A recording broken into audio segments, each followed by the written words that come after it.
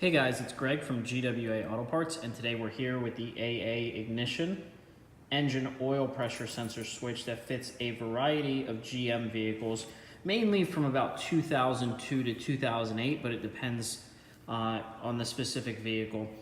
Be sure to check the page below for the exact applications this part fits. So let's go ahead and take a look at this sensor now. So you'll notice the sensor comes in a bag that prevents it from getting dirty or anything like that. And what you'll notice here is that there's a crush washer that comes with this sensor. So this is what actually seals the sensor.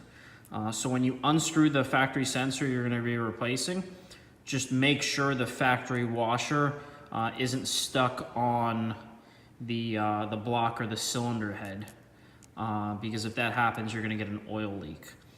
From there you can see there is some thread sealant that comes pre-installed on there. So this thing's ready to go when you get it. You remove the old sensor, make sure the old crush washer is gone, clean the threads out a little bit, and reinstall this sensor. You'll notice here too there's a plastic cap. You want to make sure you pop that off, and that's where your electrical connector plugs in.